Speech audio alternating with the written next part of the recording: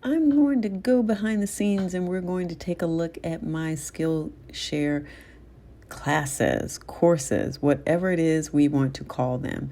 Now, in the past, I've had a total of 14 courses. I think most of those were on Skillshare. Several of them have been taken down because, as I have stated before, Skillshare now has this engagement requirement. If you don't have comments or engagement or enough watch time, well, then they will take your course down. Now, you can always tweak it and re-upload it, which may be something I'll do. I'll think about it because it could actually bring me in a few more dollars.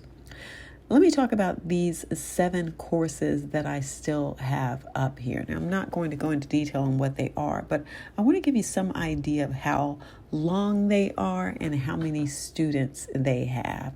So my highest watched course is 24 minutes, and that is not that long. One of the things that they say about these courses is that you should make them really long. Well, that's unfortunate because I make courses as long as they need to be, and I don't make them long just to be making them long. But this one course is about using a tool that's available online. And so I think it falls in very well with the type of courses that someone would expect to see on Canva. It's very skills oriented, very hard skills oriented as opposed to soft skills. It's 24 minutes and it has had 786 students. So I'm really proud of that course. That course will probably always stay up there and will probably continue to do well for a while.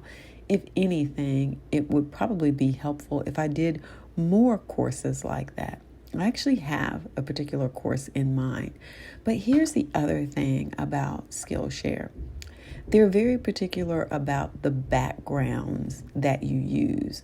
For instance, if you are showing how something would work on a cell phone and you have the cell phone up there and you have nothing in the background, they will count that against you. And if you get a certain number of counts against you, then they can take down your whole teaching platform on their platform. And I remember at one point in time, I had received 2 strikes or whatever you want to call them. And I was really upset because the second strike that I had received was something that was essentially what I just told you. I had provided a vertical video and they want landscape. They want the whole picture covered up. But I had produced it on a white background because I didn't want anything to interfere with that. Well, they said that and a black background. I was doing both. They said that I couldn't do that because that just looked like it was just a vertical video with no background. The interesting thing was I had done that before in other videos, and there were other students, other teachers who also had done that. Like I literally could have sent them copies of other teachers' courses that they had approved and were doing the same thing. What I really ultimately learned was it depends on who is reviewing your course. And it turns out this particular person paid way more attention to these kinds of details than some of the other people who had reviewed my courses in the past. And the reason I know this is because it was the same person who was giving me the strikes. And even though I said, I did this before and, there was nothing wrong. And also there is a background. It's just that the background is white because I want to keep it nice and clean. But the person said, no, I couldn't have it. I could not have a white or black background. If you believe that makes sense. So then I went in and put in all of these funky marble colors to make it look like there was now a background, and I spent all this time, trying to make it look better. It was the most ridiculous thing I think I have ever done. I don't know if they still have that. I should look and see. I'm pretty sure I still have the emails. I should try to go up here and see what they say. I'll see if I can find them. But it really was one of those things where I was upset for a while because it just did not make sense to me. But let me see if I can find this. I have so many emails from them that it's hard to see. Yeah, I'll have to check that at another time, and maybe I can find it and tell you exactly what it was that they said. But let me go back to the Skillshare page here so I can tell you a little bit more. So that was my most watched course, 786 students. After that, it drops substantially. My next course is about soft skills. Most of the rest of my courses are about soft skills. It's at 199 students. It's only 16 minutes. Then I have a course that's at 126 students. It's 34 minutes. I've got one at 166 students. That's 20 minutes. And one at 102 students. That's 20 minutes. And that one, I actually thought that one would have done better. I thought it was going to do as well as my one with the 786 students, but it has not. I was really, really surprised about that. All right, so then the ones that are really small, the ones that are probably going to get taken down, one is a soft skill. It only has 40 students so far. It's 16 minutes. And the other has 23 students and it's 31 minutes. And that is probably one of my most informative courses that I have up there in terms of really teaching people knowledge. It does a really good job, but it's really not a good fit for Skillshare, and that's why people aren't really watching it.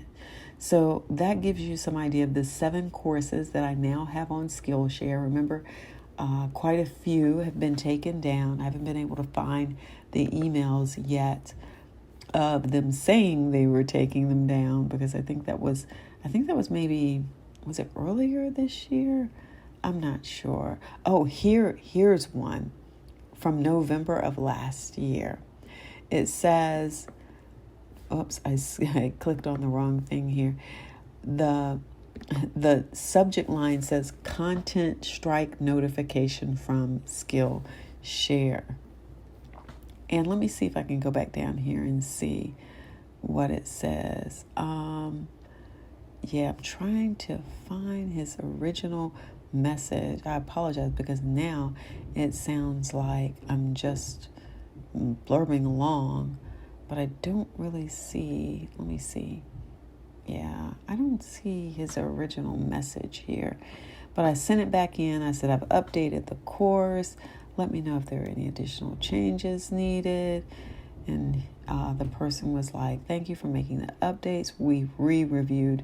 I've re-reviewed your class and it looks like it meets our class guidelines. I have made your class available again. So they make it unavailable if there's a problem with it. And again, I'm trying to find out what the actual email said. I don't know if I can find it. Here's another one from, let's see what this one says. In reviewing your class, we noted some class violations. So here's the other thing too. So you can only mention yourself in the beginning and the end. And what had happened was I had done sort of an intro video to the course and then a separate one, which was an intro to the teacher, and that violated their requirements.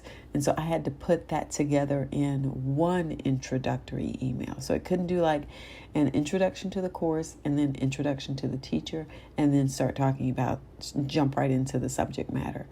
So that was a violation. So, with Skillshare, they have more ways for you to make violations than they do for you to make money. That's all I'm going to say about that. But let me see if I can find another one up here. So they do give you updates on your Skillshare class performance and let you know which ones aren't performing like they should, I guess is the way we want to say it. But yeah, I don't know. If I ever find the other one, I will make a whole video just on that one about changing those, changing the background, because that was an interesting one. But okay, I hope that gives you some information on the number of Skillshare classes that I have now. It's 7. And let me tell you where we are with the money also for 7 courses now, because I haven't had any get taken off in a while.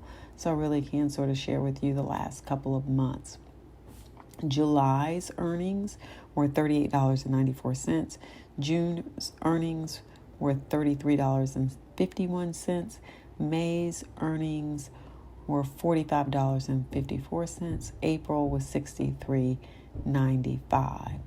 So that's it. I've earned a total of $168.50 in referrals.